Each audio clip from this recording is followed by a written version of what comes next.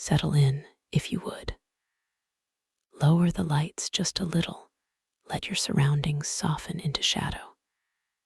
Make sure you are comfortable, perhaps with a blanket pulled up to your chin, because tonight we are going to travel very far away, to a time when the wind was the only clock and the cold was a companion you could not shake. This is not a story about battles or empires, not about conquest or glory. It is a story about something far more intimate.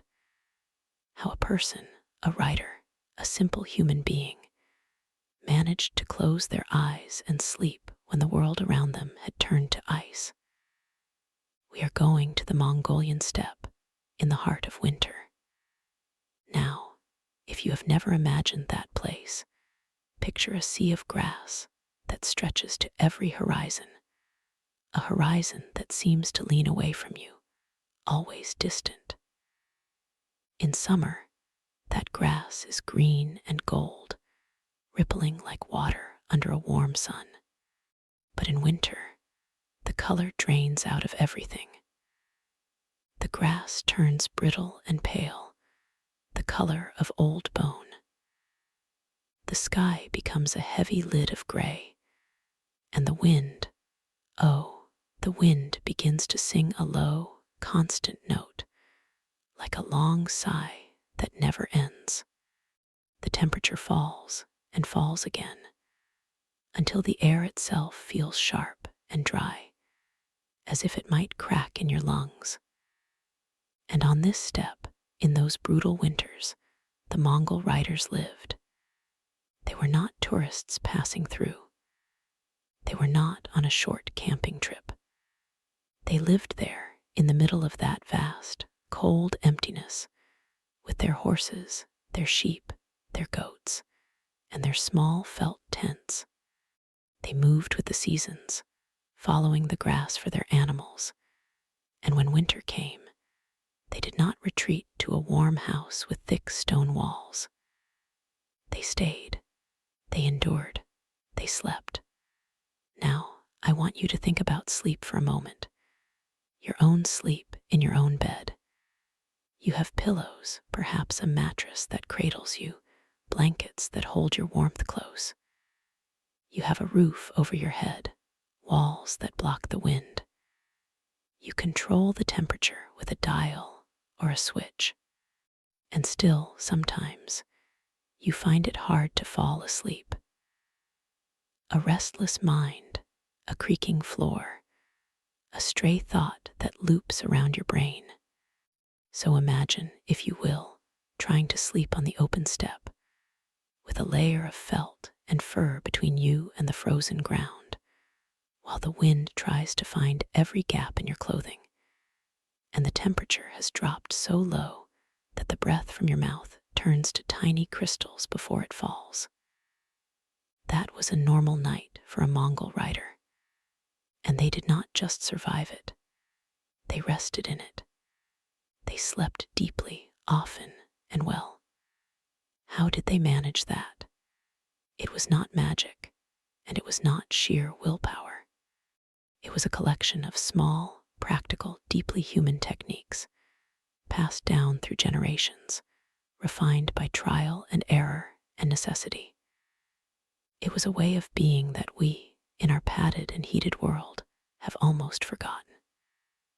Let us start with the tent, the jur, sometimes called a yurt. This was the home, the fortress of warmth on the steppe. It is a round structure, made of a wooden lattice frame, covered in layers of felt made from sheep's wool. That felt is thick, dense, and surprisingly insulating. It does not let the wind through. But the jur was not a big house. It was modest. In the center, there was a small iron stove, fed with dried animal dung, which burns with an even, if modest, heat. The fire was not meant to make the space toasty warm like a modern living room. It was meant to take the edge off, to lift the temperature just enough that your fingers and toes did not go numb. When night fell, the family would bank the fire, cover it with ash so it would smolder slowly until morning. And then they would settle into their sleeping places. The floor of the jur was covered with felt carpets, and on top of those, they spread thick sheepskin pelts, wool side up.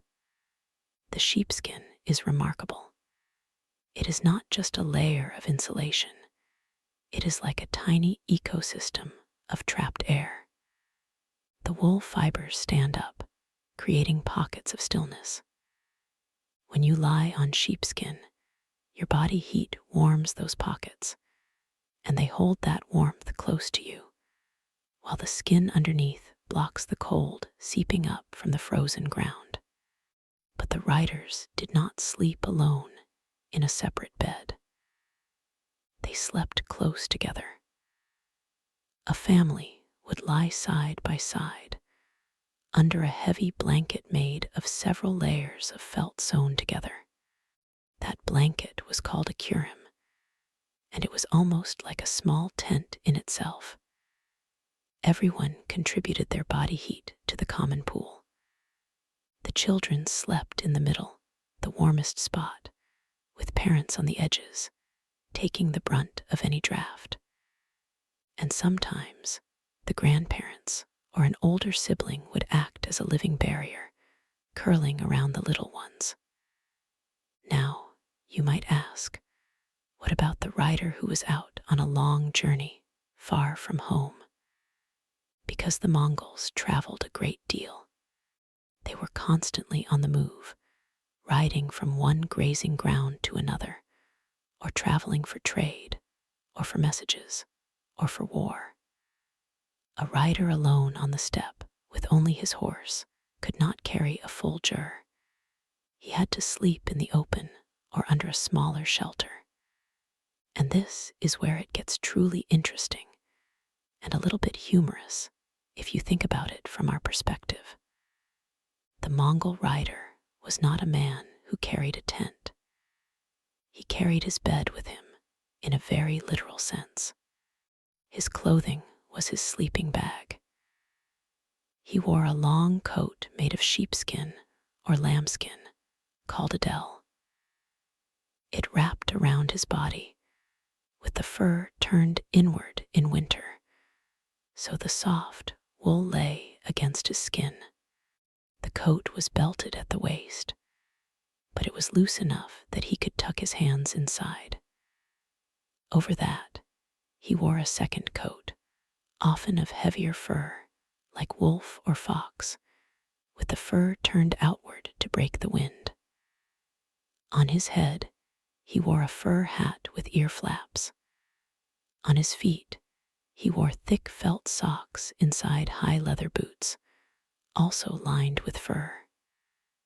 When the sun went down and the temperature began its steep drop, the rider would look for a place to camp. He did not want to be out in the open, exposed. He looked for a hollow, a dip in the ground, a spot behind a low hill where the wind might be gentler. He would lead his horse to that spot, and then he would do something that sounds strange to us. He would dig a shallow depression in the snow, or even in the frozen earth if the snow was not deep. That depression would be just big enough for him to lie down in. He would line that hole with whatever he could find: a layer of grass, some brush, his saddle blanket, anything to break the direct contact with the cold ground. Then he would wrap himself in his del, his coat, and he would pull another layer over him. That layer might be a heavy felt cloak or a large sheepskin, and then he would wait for his horse, because the horse in this story is not just a steed. The horse is a partner, a source of warmth, a living radiator. The Mongol horse is a small, sturdy creature with a thick winter coat that can withstand extreme cold. The rider would let his horse stand over him or beside him as he lay in that hollow. The horse's body, even in the cold, radiates heat. The horse blocks the wind. The horse's breath, warm and moist, creates a small microclimate. And the rider, curled up in his fur and felt under the horse's belly, would sleep. There is a term for this, the Mongolian horse blanket. But it is the horse itself that is the blanket. The rider would sometimes lie so close to the animal that he could feel the horse's heartbeat through the ground. It must have been a strange lullaby, that steady thump, slow and strong, from a creature that does not sleep deeply either, because the horse stays on its feet, dozing, alert, ready to snort and warn of danger. And the rider, trusting that instinct, would let himself drift. Now, I have to tell you, this method was not always comfortable. The historian we draw from, a 13th century traveler named William of Rubruck, who journeyed across the Mongol Empire, wrote about these sleeping arrangements with a mixture of admiration and open dismay. He noted that the Mongols seemed to think nothing of sleeping on the ground in the most bitter cold. He described one night when he himself tried to sleep the same way, and he woke up to find his beard frozen to his blanket. The Mongols, meanwhile, were snoring peacefully. But there is another layer to this story, a detail that makes me smile every time I think about it. The Mongol rider, before he settled into his little hollow, would often take a drink. Not of alcohol, though they did have fermented mare's milk called arag. No, he would drink a cup of hot water, or hot milk, or a simple broth, because the Mongols understood something about thermoregulation that we sometimes forget. If you go to sleep with a cold core, your body has to work extra hard to warm you up, and you will shiver all night. But if you warm your insides first, your body can relax.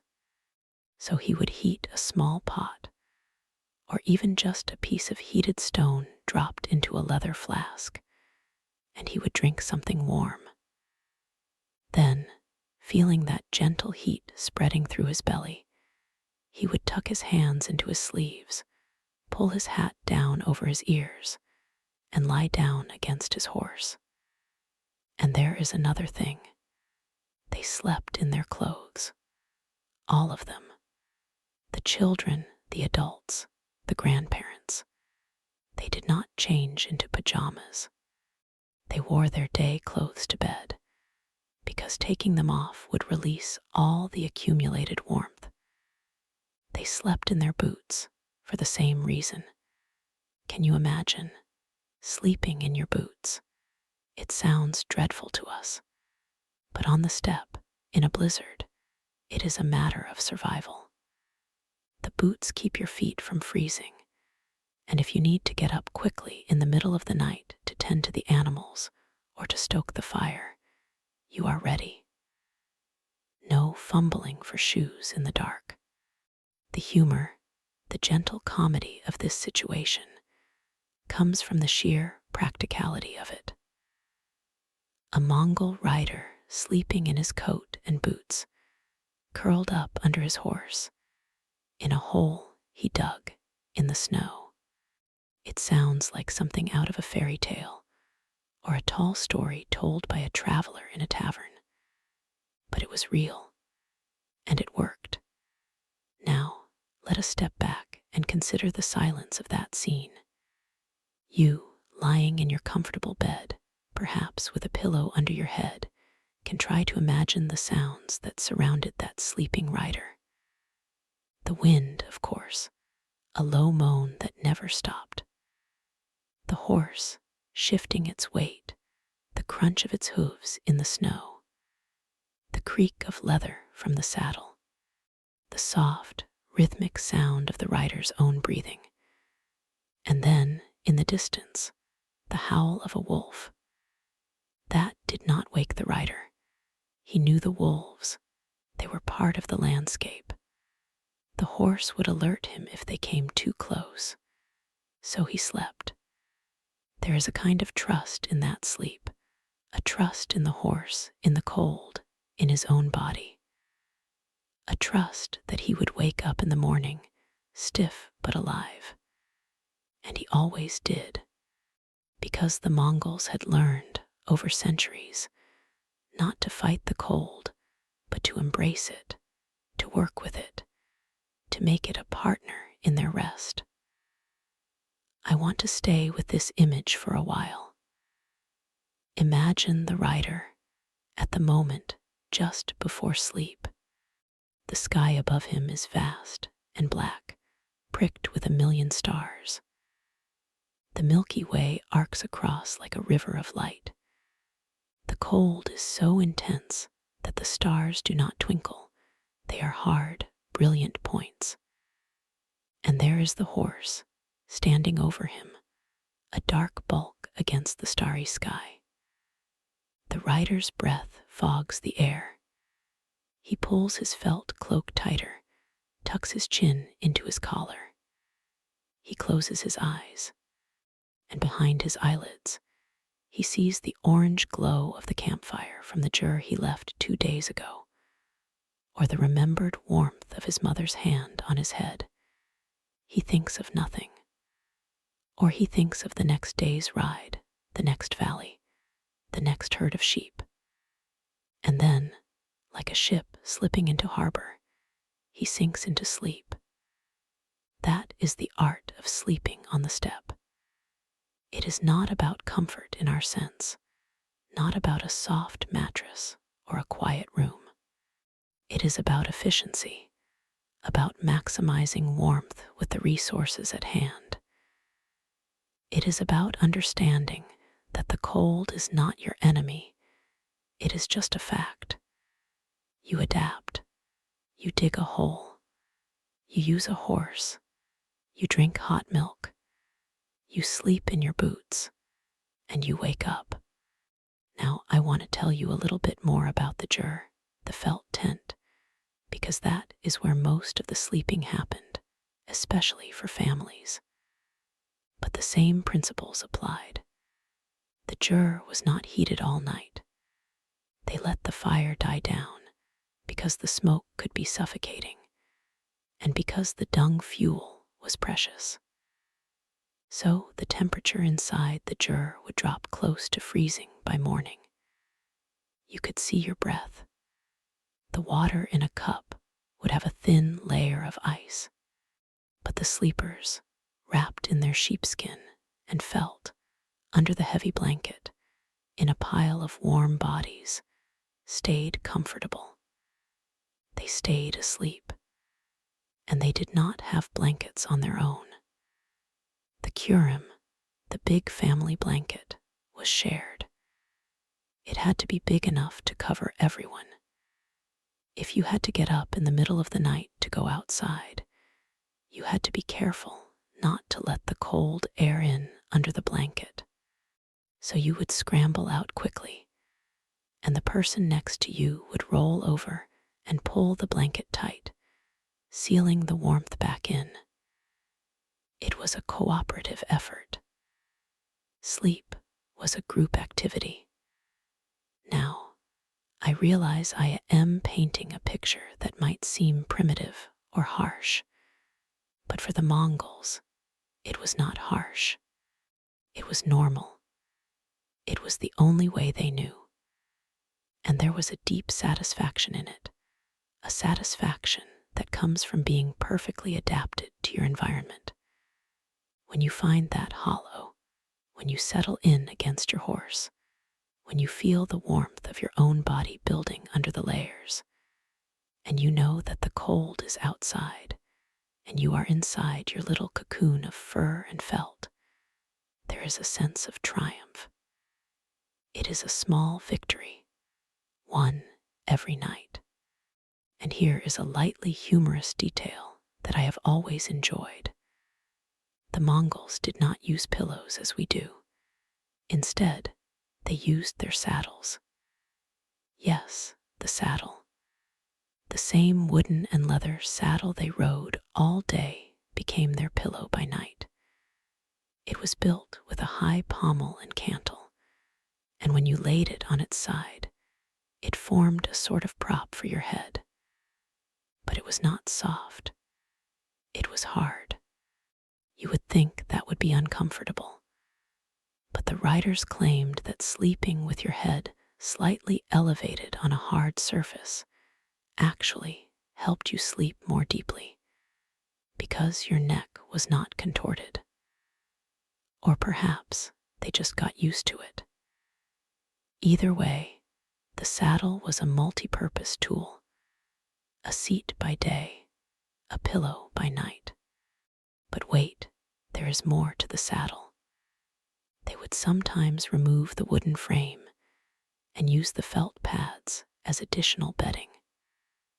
The saddle itself, the wooden part, could be placed on the ground under the rider's hips to keep his lower back off the frozen earth. It was a versatile piece of equipment. So let us return to the image of the lone rider on the steppe. He is a traveler, not a warrior tonight. He is just a man running an errand, perhaps carrying a message to a distant camp.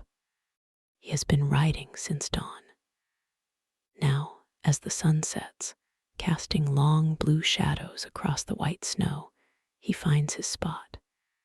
He digs his shallow trench. He gathers some dry grass to line it. He unsaddles his horse and sets the saddle aside. But first, he covers the saddle with a piece of felt to keep the snow off. He gives the horse a small feed of grain, or let it paw through the snow to find grass underneath. He drinks his hot milk from a leather bag. He wraps himself in his dell. He pulls the felt cloak over him, and then he lies down with his back to the wind. The horse, as if by instinct, steps over him or stands next to him, angled so that its body blocks the worst of the wind. Rider's head is near the horse's shoulder. He can feel the animal's warmth, a gentle radiance. He smells the horse, the familiar smell of hay, sweat, and clean fur. He hears the horse's steady breathing, and slowly he begins to relax. The cold is still there, pressing against his back, but it is muted now, held at bay by the layers. He flexes his fingers inside his sleeves. He settles his head against the saddle, and he lets go. In that moment, the vastness of the steppe does not feel lonely. It feels like a blanket itself, a dark blanket spread beneath the stars. The wind is not a threat, it is a lullaby. The cold is not a danger, it is a reminder that he is alive, that his heart is still beating, that the warmth inside him is a small fire that the world cannot put out. And with that thought, he drifts off to sleep, as so many riders have done before him, on this same steppe, under these same stars, for thousands of years.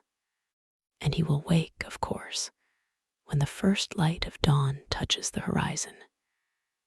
His horse will snort, shift its weight. The rider will open his eyes, see his breath forming clouds, and know that he has survived another night. He will sit up, brush the frost from his beard, and begin the slow process of waking his body. A stretch, a deep breath, a drink of cold water from a flask. And then he will saddle his horse, and he will ride on into the pale morning. But that is another segment. For now, we are still in the quiet of the night, with the rider asleep, with the horse standing guard, with the wind singing its eternal song. So let us stay here a little longer. Let your own eyes grow heavy. Imagine the rhythm of the horse's breathing, steady as a drum.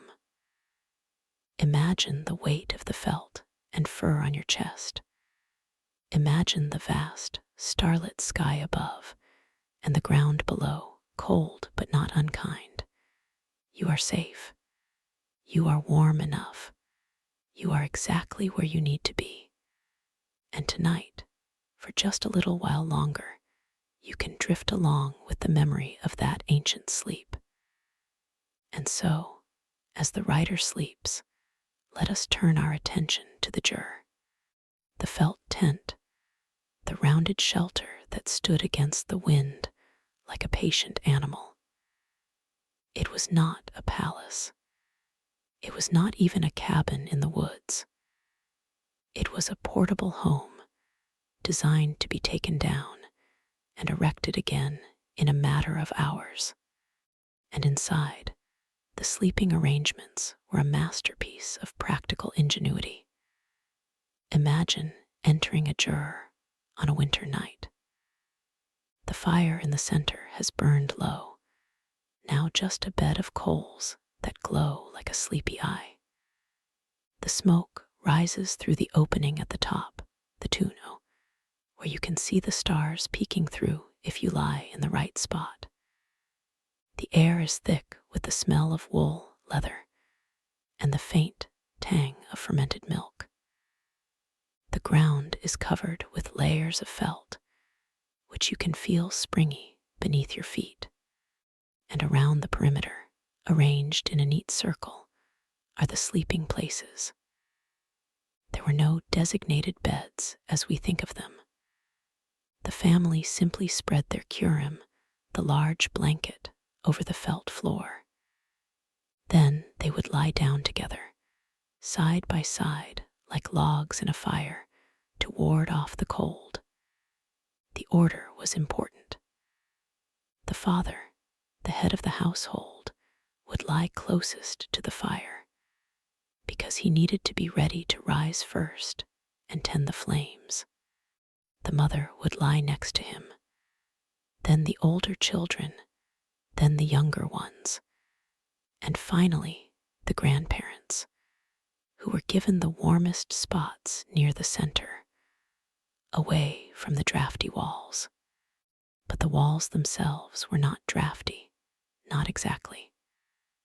The jur was constructed with a wooden lattice frame, the khana, which formed a cylindrical wall. Over this were layered sheets of felt, sometimes 2 or 3 layers thick, all held in place by ropes made of horsehair. The felt was dense and heavy, made from the wool of sheep that had spent their lives learning to survive the steppe winter. It was a material that breathed, that trapped air without suffocating you, that wicked moisture away from the skin. The Mongols had perfected this craft over centuries. They knew exactly how thick the felt needed to be, how tightly the ropes should be pulled, and how to angle the jur relative to the prevailing wind. And yet, even with all that, the cold still crept in. The ground beneath the felt was frozen solid. The warmth of the fire did not reach the edges of the jur. The temperature difference between the center and the walls could be extreme. So the family slept in a cluster, a heap of bodies under a single blanket. They slept in their clothes, their dells, their boots, their fur hats. They pulled the blanket over their heads, creating a small pocket of breath-warmed air. They slept with their arms wrapped around each other, or with their knees tucked up, forming a compact bundle of heat. And here is a detail I find both funny and touching. The Mongols did not have pajamas.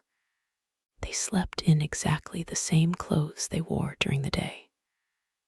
The dell was a long coat that wrapped around the body and was fastened at the side with cloth ties. At night, they simply tightened the ties, pulled the collar up, and used the sash as an extra layer. The boots, made of leather and lined with felt, remained on the feet.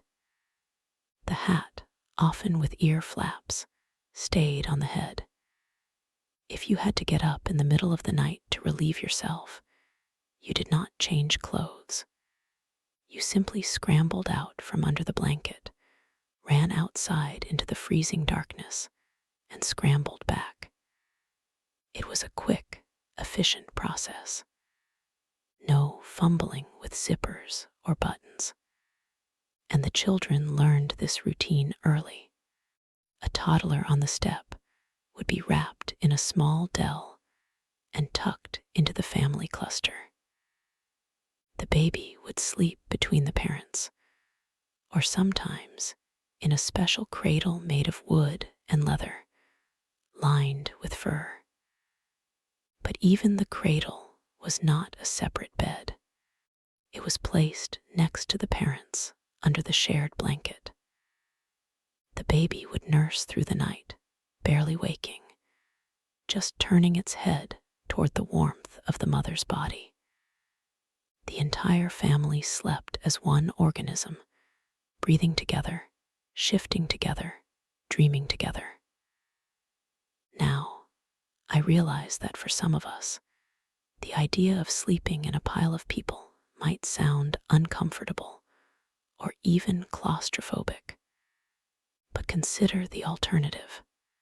In a land where temperatures could drop to -40 degrees, where the wind could cut through thin walls, the only way to stay alive was to share warmth. It was not a chore. It was a comfort.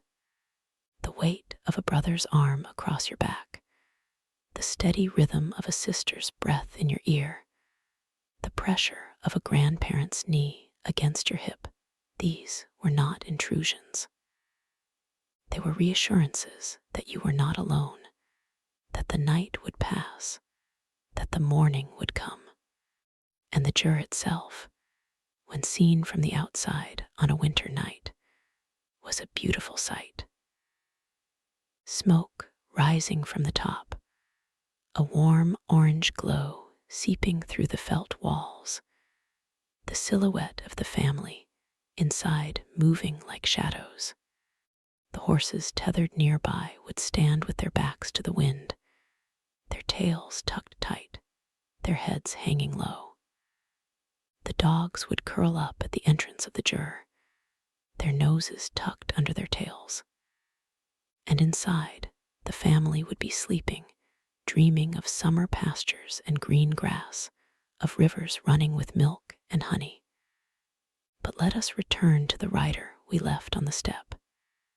He is still asleep, curled against his horse, the saddle under his head. The night has deepened. The stars have wheeled across the sky. The temperature has dropped even further. The rider's breath has frozen on the fur of his collar, forming a thin crust of ice. His horse's mane is stiff with frost. And yet he sleeps. And he sleeps because his body has learned to conserve heat. The Mongols had a phrase for it: sleep like a wolf. A wolf curls into a tight ball, tucks its nose under its tail, and lets the snow cover it. The snow acts as an insulator, trapping the wolf's body heat. The rider has learned the same trick. He has dug a slight depression, lined it with dry grass, and curled his body into a compact shape. The felt cloak covers him. The horse stands as a windbreak. His own body is a furnace, burning fat and muscle to produce warmth. And here is a peculiar fact that took me a long time to truly understand. The rider's body is not fighting the cold. it is working with it. When the cold hits the skin, the blood vessels constrict, sending blood away from the extremities and toward the core. The hands and feet get cold, but the heart and lungs stay warm. This is a survival mechanism, and the Mongols had trained their bodies to activate it more efficiently. They could tolerate the cold on their hands for longer without losing dexterity. They could walk barefoot in the snow without losing toes. And when they slept, their bodies knew exactly how to balance the energy budget, shut down the unnecessary systems, keep the essential ones running, and ride out the night. But the rider does not think about any of this as he sleeps. He is not a scientist. He is just a man. He dreams of a warm fire, perhaps, or of a bowl of steaming noodles. He dreams of a woman's voice, of a child's laugh. He dreams of the summer wind, which does not bite but caresses. And in his dream, he is young again, riding a small pony across a wide valley, the grass waving beneath him like a sea of green. The sun is warm on his shoulders. The sky is infinite. And then, somewhere in the middle of the night, the horse shifts. It stamps a foot. The rider stirs, but does not wake fully. He hears the sound of the horse's breathing, the soft crunch of snow beneath its hooves. He feels the cold air touch his cheek. He pulls the blanket tighter, burrows deeper into his cocoon, and he drifts back down. That is the rhythm of sleep on the steppe. It is not a solid block of 8 hours. It is a series of cycles, disturbed by small noises, by the need to shift position, by the cold seeping through. The rider might wake briefly every hour or two, just enough to check that the horse is still there, that the fire has not gone out, that he still has feeling in his toes. Then he will adjust his position, pull the blanket back over his head, and sleep again. It is a light sleep, a watchful sleep. Even in rest, the rider remains aware of the world around him. I recall a passage from a traveler's account, written in the 13th century by a European friar who visited the Mongol court. He wrote that the Mongols could sleep anywhere, anytime, and in any position. He saw them dozing on horseback, leaning forward with their eyes half closed. He saw them sleeping on the ground, exposed to the elements, without complaint. He marveled at their ability to fall asleep quickly and wake up alert. He called it a hardiness that was almost inhuman. But it was not inhuman. It was deeply human. It was the adaptation of a people who had lived in harmony with the land for generations. The Mongols did not see the cold as an enemy. They saw it as a neighbor, a presence that required respect and negotiation. They did not try to neutralize the cold with heaters and insulation. They worked around it, with it, through it. They used the cold to preserve their meat, to harden their skins, to sharpen their minds. And there is a lesson in that for us, perhaps. We live in a world where we try to eliminate discomfort completely. We heat our houses to 70 degrees. We wrap ourselves in electric blankets. We sleep on memory foam mattresses. And yet, are we sleeping any better than the Mongol rider? I sometimes wonder. The rider, with his hard saddle pillow and his frozen breath, might sleep more soundly than we do, because his body is tired, his mind is still, and his place in the world is clear. So let us stay with him a little longer. The night is not over. The stars are still bright. The wind is still singing. The horse is still standing guard. And the rider in his little hollow is sleeping the sleep of the just, the sleep of the ones who know that tomorrow will bring another day of hard riding, another night of cold courage. And that is enough. Now, I want to tell you a story about a specific Mongol rider, not a famous one, but an ordinary one. Let us call him Batar, which means hero in Mongolian, though he would not think of himself as a hero. Batar is a young man, maybe 17 years old. He has been riding since he was 5. He has lived through maybe a dozen winters already. But this winter is a hard one. The snow is deep. The winds are fierce. The horses are thin. And tonight, Batar finds himself alone on the steppe. He has been sent to deliver a message to a distant camp, but a blizzard caught him off guard. He lost his way for a time. His horse, an old mare named Kuchu, meaning strength, has been trudging through snow for hours. Now, as darkness falls, they find a patch of ground where the snow is not as deep, a lee side of a low hill. Batar knows he must stop. He knows the danger of riding in the dark, of blundering into a ravine or breaking his horse's leg on a hidden rock. So he sets up camp. He does not have a jur with him. He is traveling light, with only a felt cloak, a leather bag of dried meat, a small flask of water, and a flask of arag, the fermented mare's milk that warms the belly. He digs a trench with his hands, using his knife to break the frozen crust. He lines the trench with dry grass that he finds beneath a snow-covered bush. He takes the saddle off Kuchu, sets it aside, and covers it with a piece of felt.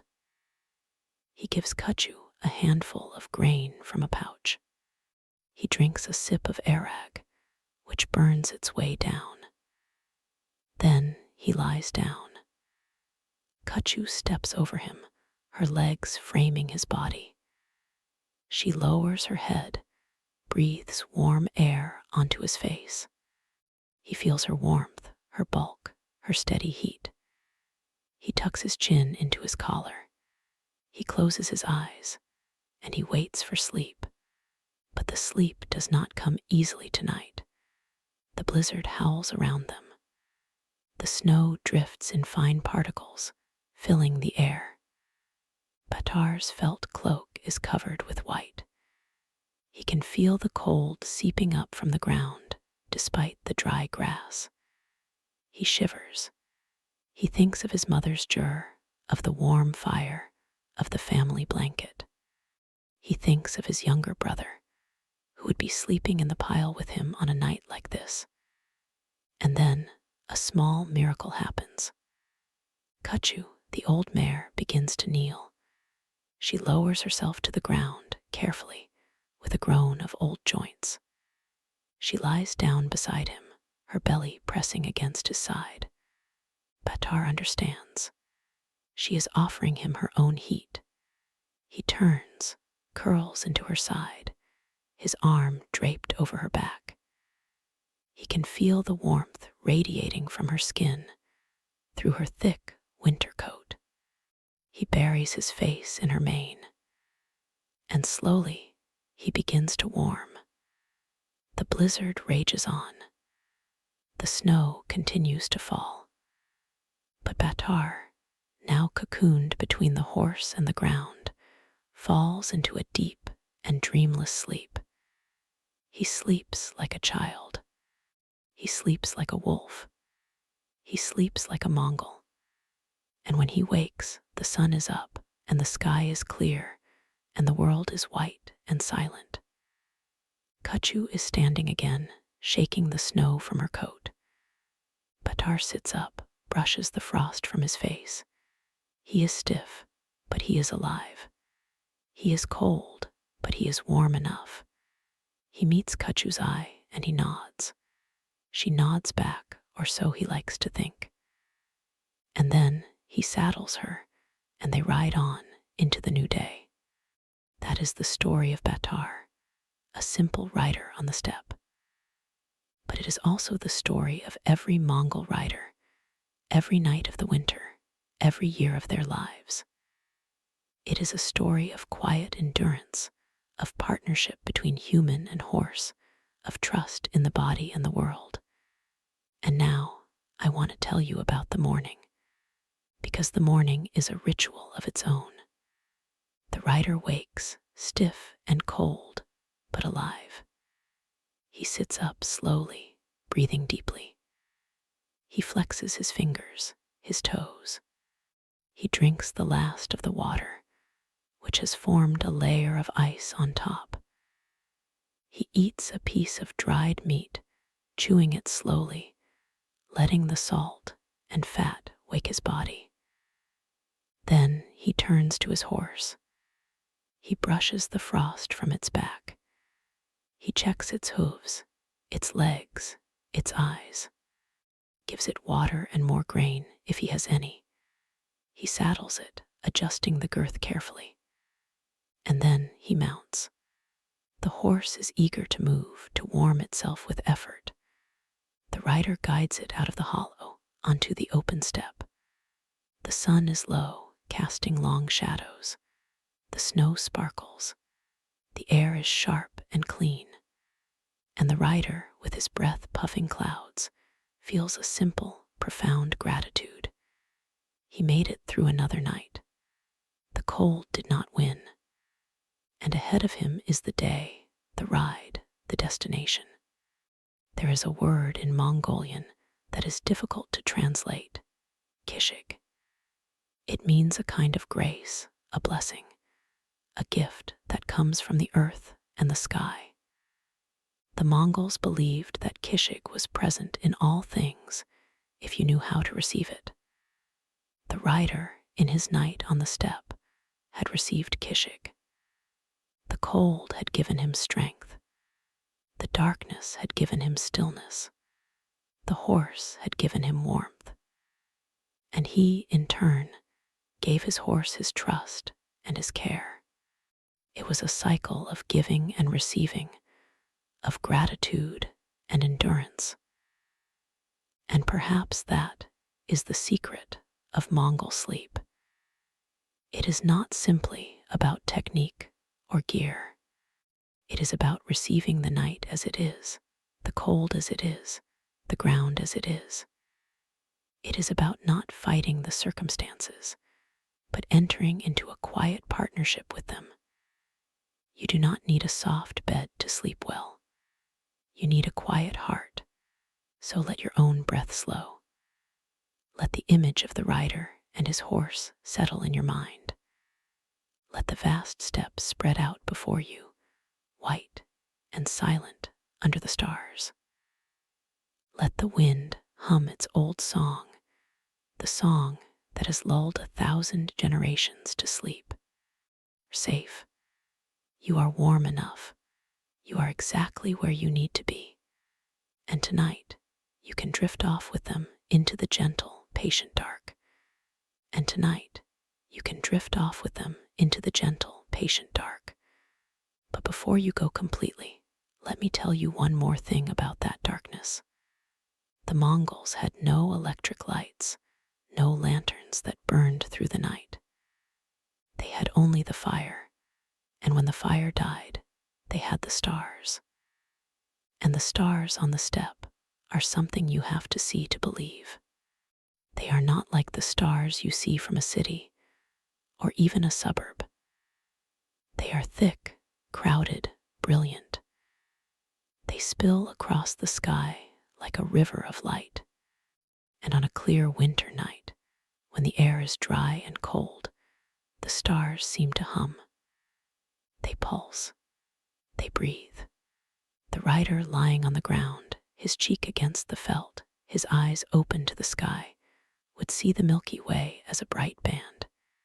He would see the Pleiades, which the Mongols called the 7 old men, clustered together for warmth. He would see the North Star, the nail that holds the sky in place. And he would feel small, yes, but not insignificant. He would feel part of something vast. The stars were his ceiling, and the ground was his floor, and his horse was his hearth. And sometimes, if the night was very clear and very still, the rider would hear a strange sound. It is called the sound of the stars, and it is a real thing, though rare. It is a high, thin crackling, like the snapping of a frozen tree, but far away. The Mongols believed it was the sound of the stars moving, or the sound of the frost spirits whispering. Whatever it was a sound that made the rider hold his breath and listen, because it seemed to come from beyond the world. Now, I want to take you back to Batar, the young rider we met earlier. After that first night, after the blizzard, he continued his journey. He delivered his message to the distant camp. He was given hot tea and a place by the fire. He rested for a day, and then he turned back. But on the return journey, the weather was kinder. The snow was shallow, and the sun was out. He made good time, and he found himself riding in the late afternoon, the sun low behind him, the shadows long and blue. He was tired, but content. He had a full belly from the dried meat and tea at the camp. His horse, Kachu, was in good spirits, her ears forward. Batar began to think about home. He imagined the smoke rising from the jur, the sound of his mother singing, the laughter of his little brother. He imagined the warmth of the fire, the taste of mutton stew, the comfort of his bed. He wanted to be there, but he also knew that he was not yet there. He was still on the steppe. And so he rode, and he let the rhythm of the horse carry him. And as the sun set, he found a place to camp. This time, he was in a sheltered valley with a small stream that was partly frozen. He broke the ice and let Kachu drink. He filled his flask. He gathered dry dung from a patch of old campsite and built a small fire, not for heat, but for comfort. He roasted a piece of meat on a stick. He sat by the fire, watching the flames, listening to the crackle. And he thought about the nature of sleep. He had been taught that sleep was not just a necessity, but a gift. The ancestors had passed down stories about sleep. There was a story about a hunter who fell asleep in a snow cave and dreamed of a white wolf. The wolf spoke to him, told him where to find game. When the hunter woke, he followed the dream, and he found a herd of deer. The Mongols believed that dreams could be messages from the spirit world if you knew how to listen. And the best way to listen was to sleep well, to let the mind go quiet, to let the spirit roam. Batar thought about his own dreams. Most nights, he did not remember them. But sometimes, he would dream of running, of flying, of being a bird. And he would wake with a feeling of lightness, of freedom. He liked those dreams. He thought of them as a sign that his spirit was healthy. He finished his meal. He banked the fire, leaving enough for the morning. Lay down, using his saddle as a pillow, covering himself with his felt cloak. Kachu stood nearby, her head low. He watched her silhouette against the dying light. She was a good horse, old but wise. He knew that she would keep watch. He knew that if anything approached, she would snort and stamp. She was his eyes in the night. He closed his eyes. The ground was hard, but his body was tired. He could feel the cold creeping in, but he had grown used to it. He thought of the kishig, the grace that flows through all things. He had received it tonight in the form of a calm evening, a full belly, a gentle horse. He let gratitude fill him, and then he slept. And I want to stay with that feeling a little longer. The feeling of sleeping under the open sky, with no walls, no roof, no barrier between you and the world. It is a vulnerable feeling, yes, but also a freeing one. You are not hiding from the world. You are trusting it. You are trusting the ground to hold you, the air to breathe you, the stars to watch over you. And that trust, I think, is the deepest secret of a good night's sleep. We modern people, we build walls, we lock doors, we pull curtains, we create a small, controlled space that we call our bedroom, and we feel safe there. But sometimes, I wonder if we have lost something. We have lost the sense of being held by the world itself. We have lost the ability to sleep in the open, to feel the wind on our face, to hear the animals move in the dark. The Mongol rider did not have that loss. He was always in the open. His bedroom was the steppe. His blanket was the sky. And his lullaby was the wind. Now let me tell you about a different kind of night. A night without a fire. The Mongols did not always build a fire. Sometimes it was too dangerous. Sometimes the wind was too strong. Sometimes they were traveling in enemy territory and could not risk being seen. On those nights, they relied entirely on their gear and their bodies. And they developed techniques that might seem strange to us, but that worked beautifully. One technique was the use of felt.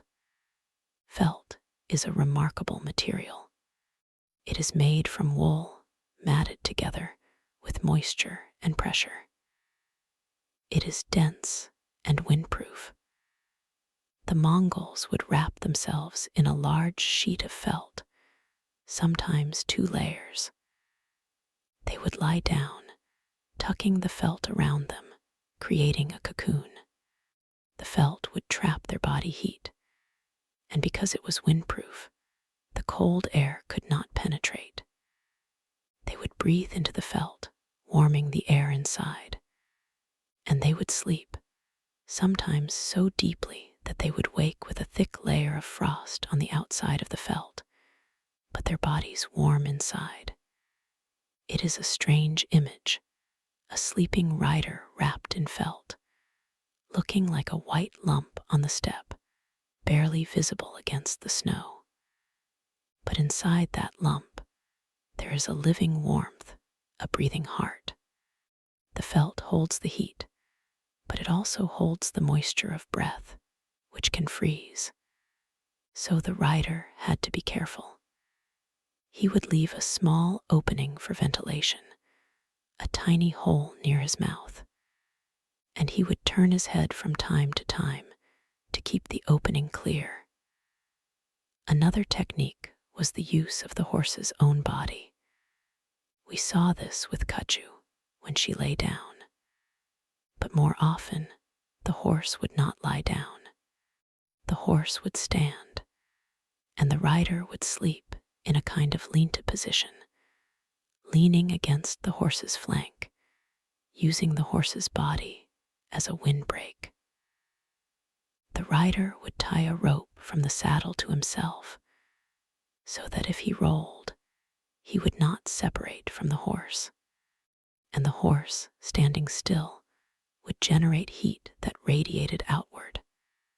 The rider, curled against the horse, would receive that heat, and because the horse could move if necessary, the rider felt safe. The bond between Mongol rider and horse was not just utilitarian, it was spiritual. They believed that the horse carried part of the rider's soul, And in the night, they watched over each other. The horse would sleep standing in short bursts, but it would always remain alert. If a wolf approached, the horse would sound the alarm. If the weather turned worse, the horse would turn its body to shield the rider. The rider, in turn, would groom the horse, speak to it, share his food. And when the rider woke, the horse would be there, patient and steady. I remember reading about a traveler in Mongolia in the 19th century, a Russian explorer named Przewalski. He wrote about a group of Mongols he traveled with. One night, he saw them sleeping in the snow without any shelter. He was amazed. He asked them how they could sleep so soundly. One of the old men said, "The snow is our blanket. The sky is our roof. The horse is our brother. What more do we need?" Przewalski wrote that he tried to sleep the same way that night, but he could not. He was too cold, too afraid, too used to his tent. The Mongols, he said, had a secret, and it was not a secret of technique. It was a secret of the heart. And that secret, I think, is acceptance. The acceptance that the night will be cold, and that is all right. The acceptance that the ground will be hard, and that is all right. The acceptance that you will be uncomfortable, and that is all right, because discomfort does not last forever. The body adapts, the mind quiets, and eventually sleep comes like a friend arriving at the door.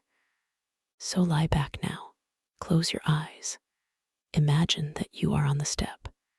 You are not a Mongol rider, but you are a visitor, a guest. The night is around you, the stars are above, the ground is firm beneath you, and you are held. You are held by the vastness, by the silence, by the ancient rhythm of the earth. Let your breath slow down. Inhale the cold, clean air. Exhale a small cloud of warmth. Feel your body settle into the ground. Your shoulders drop. Your jaw loosens. Your eyes feel heavy. And in this stillness, I want to tell you about the horses. The horses of the steppe are not like the horses you might see in a barn or a pasture. They are small, sturdy, with thick coats and short legs. They are called not.A or Przewalski's horse, though the Mongols call them simply the native horse. They have a dark stripe down their back and a short, upright mane. They are wild at heart, even when domesticated. They can survive on sparse grass. They can dig through snow to find food, and they can endure temperatures that would kill a European horse. The Mongols never stabled their horses. The horses lived outside all year round. They grew a thick winter coat with a layer of fat beneath. They learned to stand against the wind to conserve heat, and they developed a peculiar habit. They would stand in a circle, their hindquarters facing the wind, their heads together. This way, they protected each other's faces and shared body heat. The rider, if he was caught in a blizzard, would join this circle, lying down in the center with the horses around him. It was like a living tent, and the horses did not complain. They accepted the cold as part of their life. They did not shiver. They did not seek shelter. They simply stood and waited and lived. There's a lesson in that, too. The horses teach us that endurance is not a struggle. It is a state of being. You do not fight the cold. You become cold, and then you move beyond it. You let the cold flow through you like water through a stream bed, and you remain yourself unchanged. Now, let me take you to a different scene. A night in a jur. The jur is a round tent made of a wooden lattice covered with felt. In winter, the jur is layered with extra felt, sometimes 3 or 4 layers.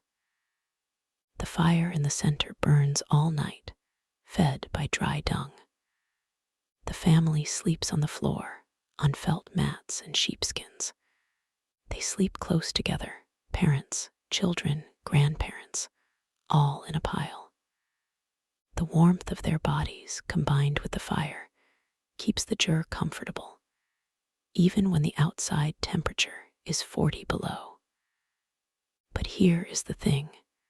The jur is not sealed tight. There is a hole at the top for smoke, and the door is a flap of felt that can be lifted. The air inside is not stuffy. It is fresh, cold, alive. The Mongols believed that still air was bad for health. They wanted the air to move, to circulate, to bring the spirit of the steppe inside. So even on the coldest night, there would be a small draft. You would feel it on your face as you slept. And that draft, they said, kept the dreams clean. Imagine sleeping in a jur. You are lying on your back, your head on a hard leather pillow. The fire glows orange, casting shadows on the felt walls. Above you, through the smoke hole, you can see a patch of stars. You hear the wind outside, but it is muffled. You hear the horses outside, their soft snorts and footfalls. You smell the smoke, the wool, the leather, the faint tang of dried meat. And you feel the warmth of your family around you, the rise and fall of their breathing. It is a simple life, but it is a full life, and the sleep that comes in a jur is deep and quiet. It is the sleep of a community, of a people who know that they are not alone, that they are held by each other and by the land. I want to stay with that image for a moment. You are in the jur. You are not a Mongol, but you are welcome. The fire crackles. The stars shine through the smoke hole. The air is cold on your cheeks, but your body is warm under the sheepskin. You feel the ground beneath you, solid and ancient. You feel the weight of the sky above you, but it does not press down. It holds you up. And now, I want you to think about the sound of a jur at night. It is not silent. There is the fire, of course, the occasional pop and hiss.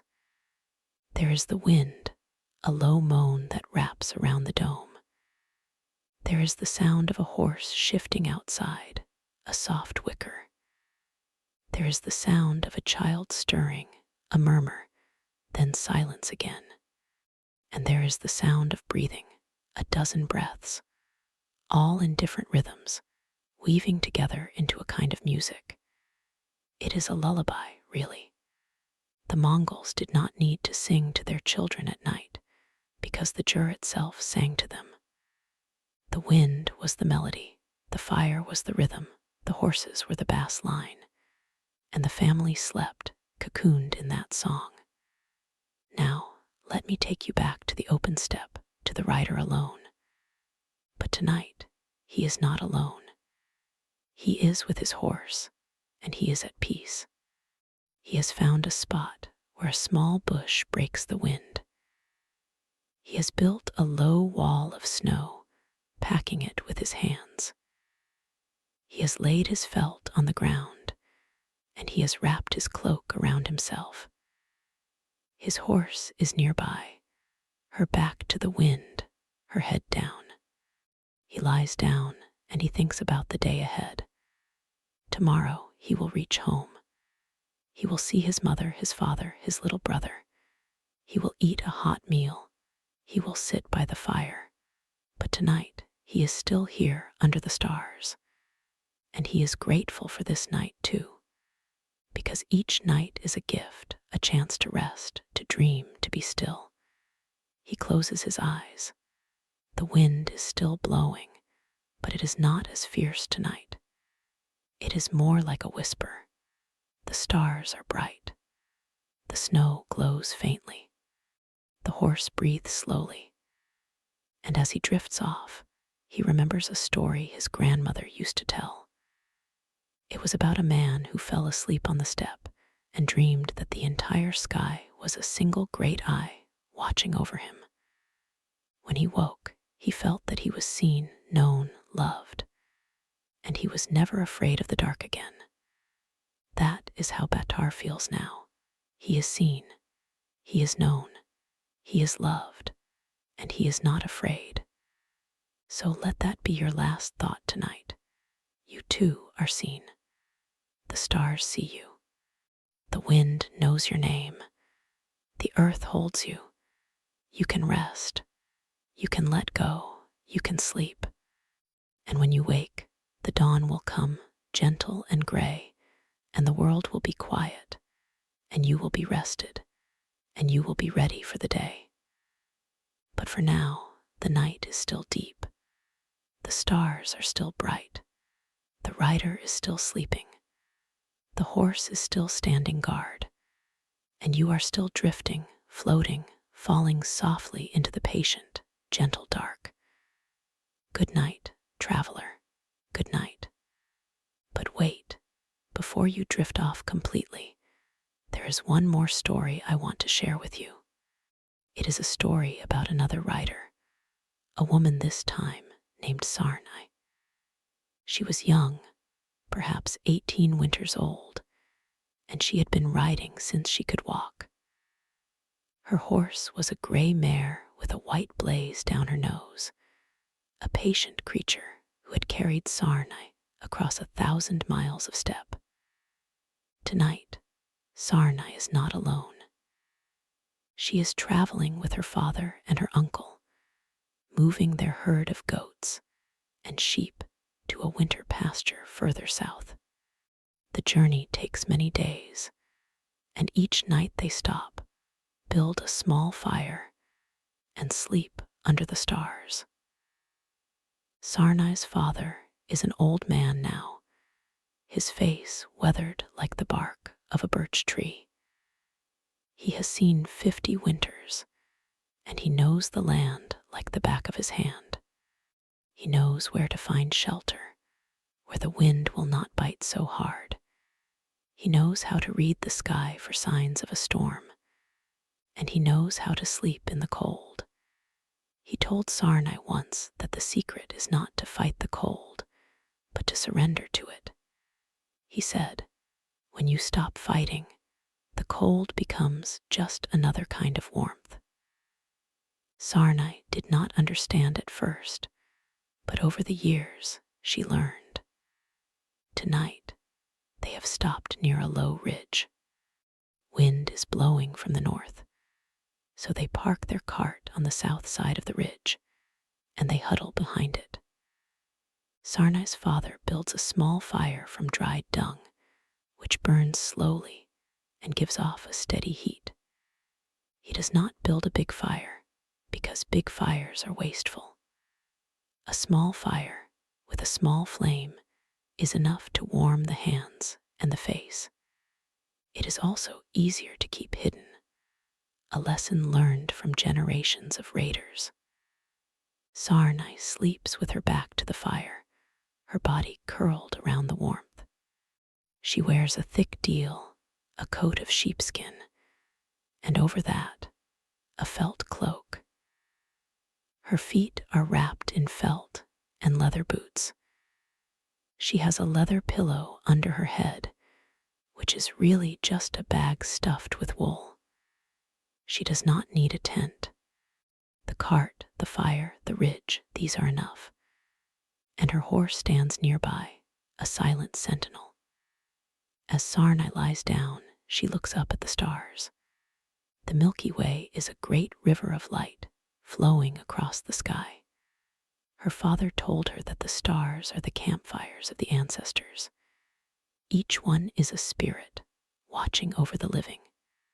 So Sarnai does not feel alone.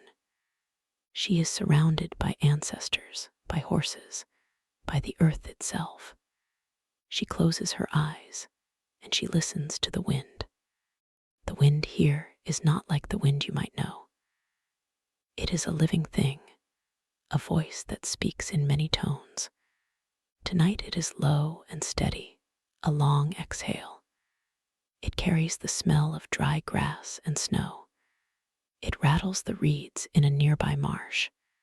It makes a soft, whistling sound as it slips through the spokes of the cartwheels. Sarnai knows this sound. It is the lullaby of the steppe. She thinks about her mother, who died 2 winters ago.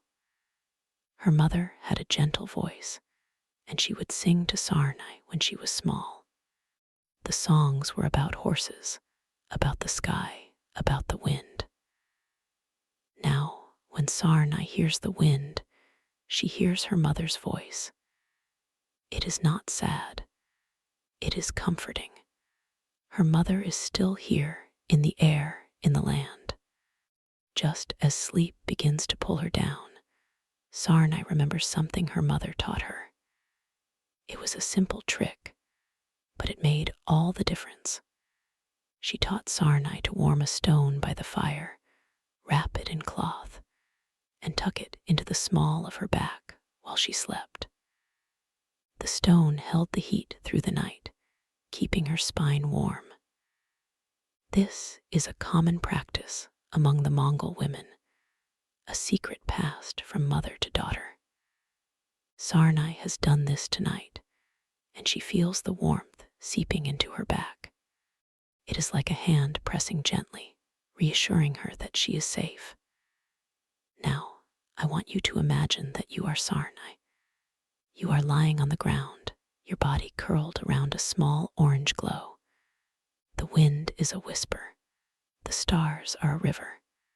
The stone is warm against your back. Your horse is nearby, breathing slowly.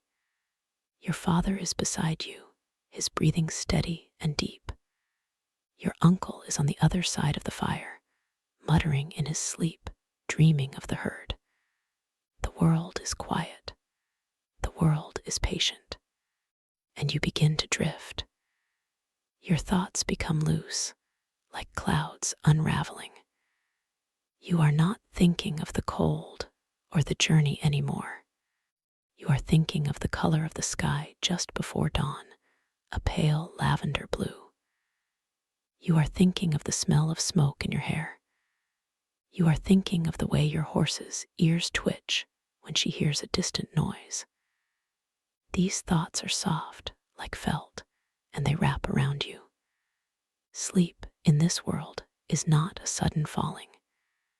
It is a gradual sinking, like a feather floating down through still air. You are the feather. You are falling, but you are not afraid. The earth will catch you. It always does. And so you sleep.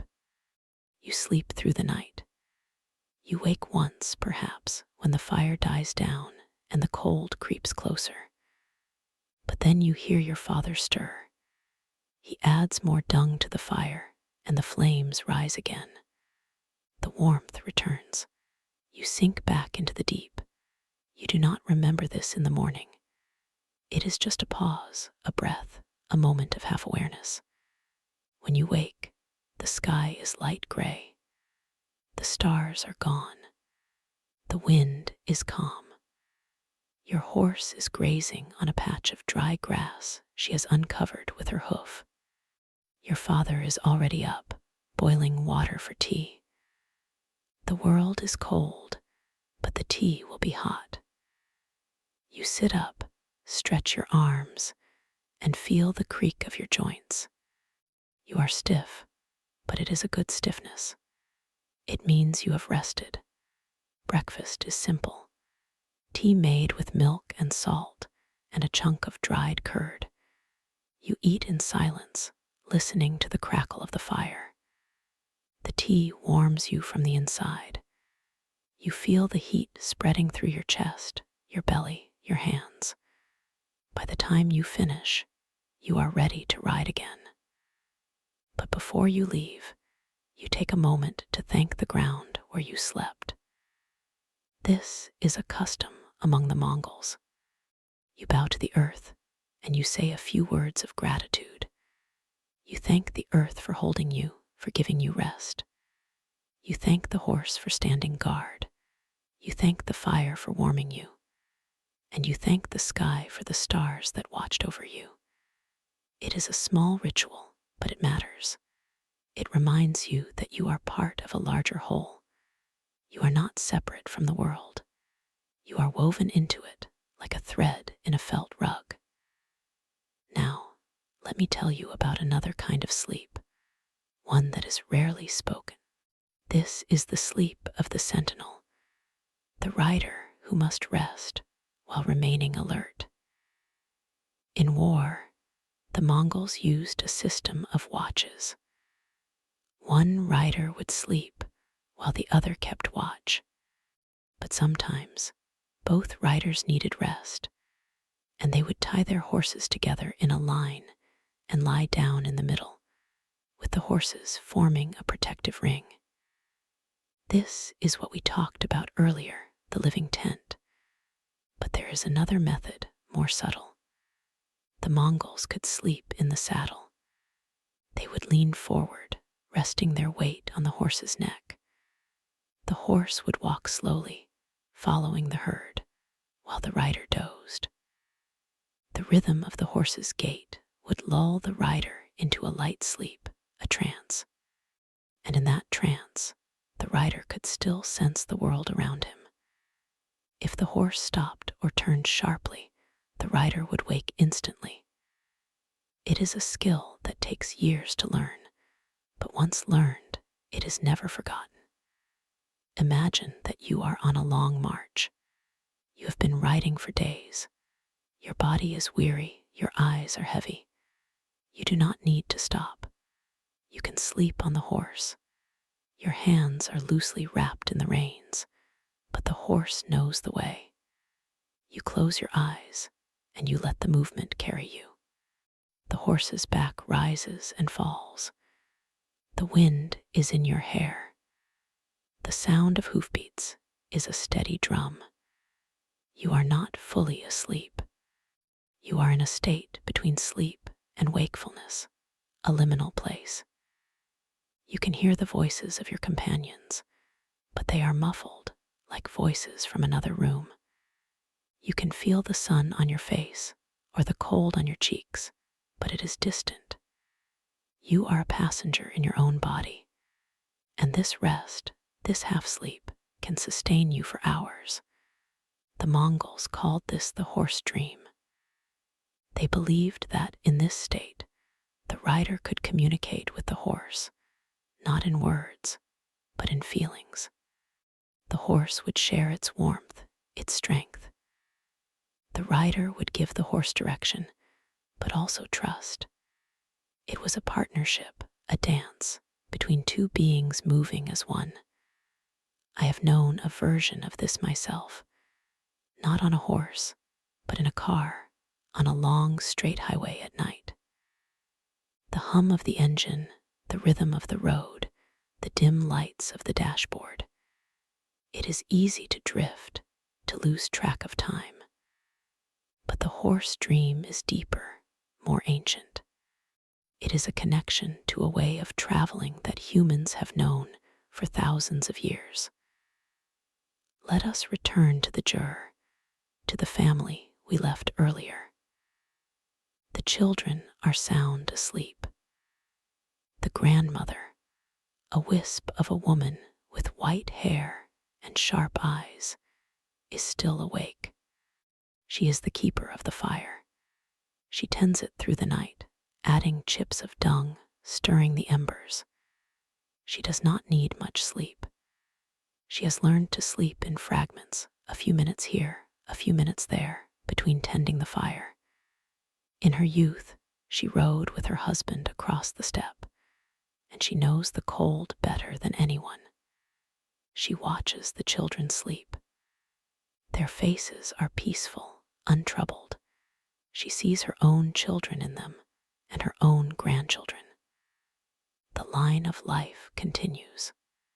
She is old, but she is not sad. She is grateful for each night, for each breath, for each star that shines through the smoke hole. Tonight, the fire is steady. The wind is calm. The horses outside are quiet. She leans back against a pile of sheepskins and she closes her eyes. She does not fully sleep, but she rests. Her mind drifts to the past, to a night like this 50 years ago, when she was young and in love. She remembers the warmth of her husband's body beside her, the sound of his breathing, the feel of his calloused hand. He is gone now, but the memory is still alive, like a small flame inside her. She opens her eyes and looks at the grandchildren. They will have their own memories. They will have their own loves. They will learn to sleep on the steppe, to find warmth in the cold, to trust the earth. And the tradition will continue, passed down like the stone that warms the back, like the felt that shelters from the wind. Let us pause here for a moment. Let the image settle. You are in the jur with the grandmother. You can see the firelight flickering on her face. You can hear the soft sounds of the sleeping family.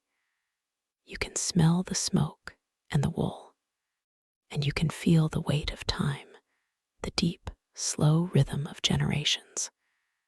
You are a part of that rhythm now, even if only for this one night.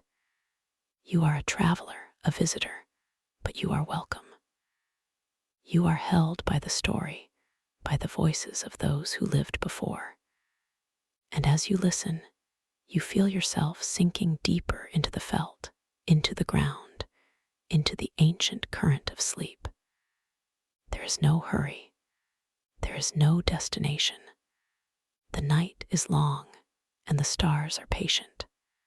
You can rest here, in this moment, for as long as you need. And so, let us turn to one final scene. It is a scene I have saved for the very end of our journey.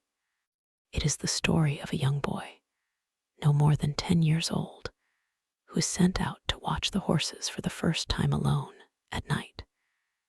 His name is Temujin, which means ironworker, though he will later be known by another name, a name that echoes through history. But tonight, he is just a boy, small and thin, with dark eyes and a serious face. He has been given a small herd of horses, just 6 mares and a stallion. He is to keep them together, to watch for wolves, and to bring them back at dawn. It is a duty, a test. His father is sleeping in the jur, but he trusts Temujin. The boy knows the land, knows the horses, knows the cold. He is ready. Temujin sits on a low hill, wrapped in his deal. The horses are grazing nearby, their dark shapes moving slowly against the snow. The moon is a thin crescent, low on the horizon. The stars are bright. Temujin is not afraid.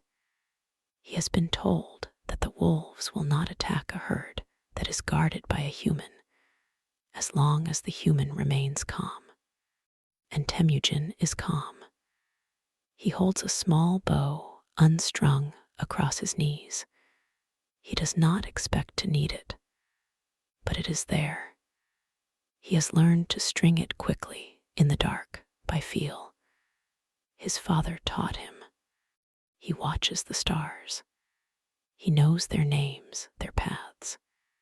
He knows that the constellation he calls the 7 brothers will climb higher as the night goes on. He knows that when the 7 brothers reach the top of the sky, it is the deepest part of the night. After that, dawn is not far. He hums a soft tune, a song his mother sings. It is about a horse that runs so fast it outruns the wind. The tune is simple, repetitive. It helps him stay awake. But he is also learning to let himself drift into a half-sleep, the horse dream. He lowers his head, rests his chin on his chest, and closes his eyes. But his ears are open. He hears the horses shifting. He hears a far-off howl. He hears the wind, and he is alert. This is the beginning of his training. Over many nights, he will learn to sleep with one eye open, to rest while staying aware. He will learn to read the ground for tracks, to read the air for weather. He will learn to survive. And one day, he will lead men across the whole world, from the Yellow Sea to the Danube. But tonight, he is just a boy on a hill, watching horses. And he is happy. Let that be your final image. A boy, a hill, a herd of horses.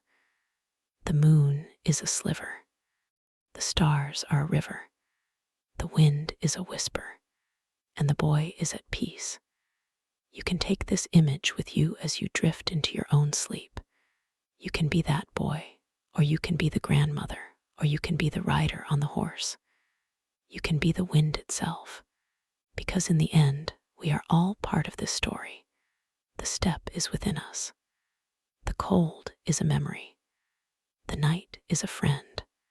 So now, let yourself go. Let the words fade. Let the sounds of the world outside your window become the sounds of the steppe. Let your bed become the ground. Let your blankets become felt. And let the stars watch over you as they have watched over so many for so long. You are safe. You are held. You are loved. Good night, traveler. Good night once more. But let me linger a moment longer before you go. There is one more thing the steppe teaches us about sleep, something the grandmother knows, and the boy Temujin is just beginning to learn. It is the secret of the wolf sleep, a practice that sounds harsh, but is actually a gift. The wolf does not sleep deeply. The wolf sleeps in short bursts, always alert, always ready. The Mongols learned this from the wolves they hunted and the wolves they admired. They learned that the body can rest in fragments, that a few minutes of true stillness can restore the spirit more than hours of restless tossing. You might try it yourself, even now, as you lie in your bed. Close your eyes for just a breath. Let your jaw go slack. Let your hands fall open. Feel the weight of your body pressing into the mattress. And then, after a few moments, open your eyes. Notice how refreshed you feel, even in that small span. That is the wolf sleep. It is not a substitute for a full night, but it is a tool, a way to steal rest from the edges of a busy life. The Mongols used it when they were on the move. A rider might doze for 10 minutes while the horse walked, then wake, stretch, scan the horizon, and doze again. Over the course of a long march, these short sleeps added up. The rider remained sharp, the horse remained steady, and the column kept moving. There was no need to stop and make camp for a long sleep when the enemy was near or the destination was far. One traveler, a Franciscan monk named William of Rubruck, wrote about traveling with the Mongols in the 13th century. He was a patient man, but he was also exhausted. He described how the Mongols would ride all day, and then, at night, they would set up their jurs with astonishing speed. The women would have the tent up and the fire lit before the men had even dismounted. And then, William wrote, they would sleep like the dead. But he noticed something curious. Even in the deepest sleep, one member of the group would always be awake, sitting by the fire, listening. They took turns. It was not a duty assigned by rank. It was a natural rotation, like the phases of the moon. Imagine being that watcher. You sit by the fire, a cup of warm milk in your hands. The flames crackle softly. You can hear the breathing of your companions, the occasional snore, the rustle of someone turning over. The horses outside are quiet. The stars are bright. You are alone, but not lonely. You are the guardian of the group, the one who keeps the wolves at bay, both the real wolves and the metaphorical ones. You are a silent sentinel, and in that role, you find a deep peace. William of Rubruck also noted that the Mongols rarely displayed anger or impatience. They accepted the hardships of travel with a kind of stoic calm. If a horse went lame, they found another. If the weather turned foul, they huddled together. They did not complain. They did not rush. They simply adapted. And that adaptability extended to their sleep. They could sleep anywhere, in any position, in any weather. They had learned to surrender to the moment. There is a story about a Mongol general named Subutai, who was known for his brilliant campaigns across the frozen rivers of Russia. He once led his army through a blizzard for 3 days. The men could not see more than a few feet ahead. The snow was deep, the wind was fierce. But Subutai ordered them to keep moving, and to conserve energy, he told them to sleep on their horses. The men did as he commanded. They wrapped their reins around their wrists, leaned forward, and closed their eyes. The horses, guided by instinct, followed the horse in front. The column moved like a single, drowsy creature, stumbling through the white darkness. After the storm passed, Subutai halted the army. He allowed the men to dismount and build fires. They made tea and ate dried meat. Then they slept on the ground, in the snow, for a few hours. They did not have jurs or even tents. They simply lay down in their deals, curled up like animals, and slept. When they woke, they were stiff and cold, but they were alive. And they continued their march, eventually surprising the enemy who had thought no army could move in such weather. That is the kind of sleep we are talking about. It is not comfortable. It is not luxurious, but it is deep. It is survival sleep, the kind that resets the body and clears the mind. It is the sleep of a people who understood that rest is a resource, not a reward. I think about that when I cannot sleep myself, when I lie awake worrying about things that seem important but are not. I remind myself that I am not on the steppe. I am not facing a blizzard. I am not being hunted. And I tell myself that I can rest, that I can let go, that my ancestors knew how to sleep in far worse conditions. And slowly, gently, I feel my body relax. I feel the tension drain from my shoulders. I feel my breath slow, and I drift. You can do the same. You are not a Mongol rider. You are not a boy on a hill. But you carry the same blood, the same need for rest. The same stars that watched over Temujin watch over you. The same wind that whispered across the steppe whispers outside your window. The same fire that warmed the grandmother warms your heart. So now, truly, let yourself go. The story is over. The night is yours. The horse dream awaits if you want it, but you do not need to ride.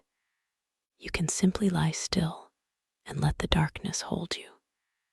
You can be the one who watches or the one who sleeps. Both are sacred. Good night once more. Sleep well and may the steppe carry you to a place of peace. Let us linger a little longer then, in that place between waking and dreaming. Because the steppe has one more gift to offer, one more story to tell before you close your eyes completely. It is a story about the quiet moments, the ones that happen after the fire has died down to embers, after the last conversation has faded into murmurs, after the horses have settled into their nightly rhythm of soft breaths and occasional hoof shifts. There is a particular memory that comes to me now, a memory of a juror I once visited in a museum, a reconstruction of a medieval Mongol dwelling. It was set up in a large hall, and the lighting was dim, and the air smelled of wool and wood and something faintly smoky, even though no fire burned. I walked inside and stood in the center, looking up at the smoke hole open to a painted sky. And for a moment, I forgot I was in a museum. I forgot the fluorescent lights of the hallway beyond. I could almost hear the wind outside, could almost feel the ground beneath my feet. The guide told me that the juror was designed to be dismantled in less than an hour, that a family could take it down, pack it onto camels or horses, and be on the move before the morning sun was fully up. But that was not what struck me. What struck me was the feeling of being inside a space that was both temporary and eternal. The walls were made of felt, a material that breathes, that holds warmth, that muffles sound. The floor was covered in carpets, some of them old, some of them threadbare. And in the corner, there was a pile of bedding, thick quilts stuffed with sheep's wool, pillows that smelled of grass. I sat down on that bedding, and the guide smiled. She said, "You can lie down if you like." This is how they slept. So I did. I lay on my back, staring up at the lattice of the roof, the wooden poles that radiated from the central ring like spokes of a wheel. I imagined the stars visible through the smoke hole on a clear night. I imagined the warmth of a small fire, the sound of someone breathing nearby, the weight of a woolen blanket. And I understood in that moment something I had read but never fully felt. The jur is not a house. It is a shelter, a temporary embrace. It is a place where you are close to the ground, close to the earth, close to the animals outside. It is a place where sleep is not separate from life, but woven into it. You do not go to bed in a jur. You simply lie down when you are tired, and you get up when you are rested. The boundary between day and night is softer, more fluid. I remember reading about a Mongol woman named Bort, who was the wife of Temujin, the boy on the hill who would become Genghis Khan. She was captured by a rival tribe early in her marriage, and Temujin spent months planning her rescue. When he finally brought her back, she was changed. She had endured hardship, but she had also learned something about endurance. And one of the things she taught her children, they say, was how to find rest in the midst of chaos. She would tell them, "Sleep when you can, because you do not know when the next chance will come." That is a wisdom born of the steppe. It is a wisdom that says we do not control the world, but we can control how we respond to it. We can choose to rest, even when the world is loud. We can choose to let go, even when our minds are racing. We can find that small, quiet center within ourselves, that place where the wind cannot reach, where the cold cannot touch. And so, as you lie in your own bed tonight, I invite you to imagine that you are inside a jur. The walls are felt, and they breathe with you. The floor is soft, and it holds you. The smoke hole above is open, and you can see a single star, faint but steady. There is a fire burning low, orange and gold, casting shadows that dance like ancient spirits. You are wrapped in a blanket that smells of sheep and grass and the open air. And you are not alone.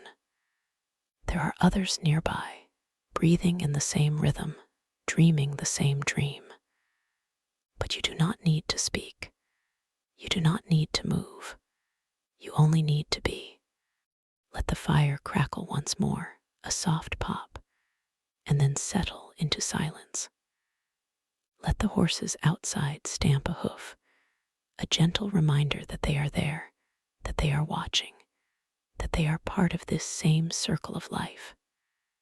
Let the wind rise and fall, a lullaby from the steppe, carrying the scent of snow from distant mountains. You are safe. You are held. You are part of a story that has no end, only a series of gentle pauses, like the spaces between heartbeats. And in that pause, in that breath, you find yourself drifting, not downward but outward, like a feather caught in a slow current. The world becomes soft, becomes blurred, becomes a warm glow at the edges of your vision. I will stop speaking now. The words have done their work. They have carried you to the edge of sleep, and from here you must go on alone.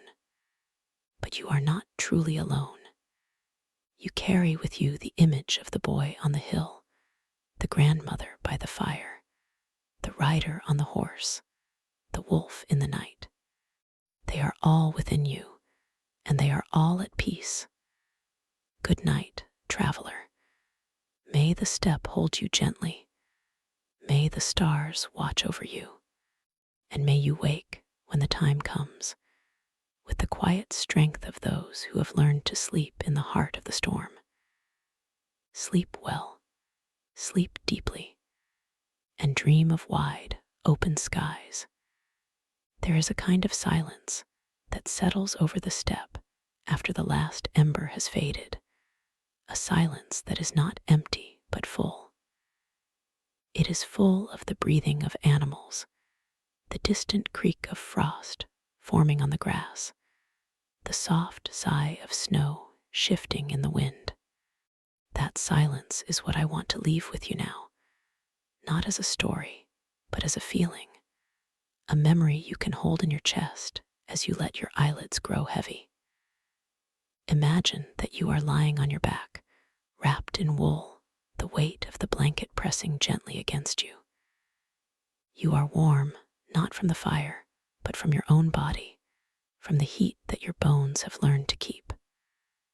Above you, through the smoke hole, you see a single patch of sky, deep and dark and infinite. The stars are not cold. They are like ancient eyes, watching without judgment, patient and kind. And you feel, for the first time in a long time, that you are exactly where you need to be. The Mongol riders knew this feeling. They called it gazar, a word that means both the earth beneath you and the sense of belonging to that earth. They did not fear the darkness. They did not fear the cold. They understood that the night was not an enemy, but a companion, a space where the body could rest and the spirit could wander freely. And when they closed their eyes, they did not fight sleep.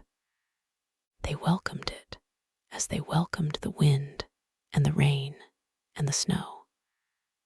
I remember a story about a hunter who got caught in a blizzard far from his camp. He was young, inexperienced, and he was afraid. He had no shelter, no fire. The wind was howling, and the snow was piling up around him. He thought he would die. But then he remembered what his father had told him about the travelers of old. If you cannot build a shelter, become the shelter. So he dug a hole in the snow, curling his body into a tight ball, and he covered himself with his cloak and with branches he had gathered. He shivered for a long time, but then his body began to warm the small pocket of air around him, and he slept. He slept through the worst of the storm, and when he woke, the sky was clear and the sun was rising. He had survived because he surrendered to the night, because he trusted his body to know what to do. You do not need to dig a hole in the snow tonight. You do not need to face a blizzard. But you can borrow that same trust.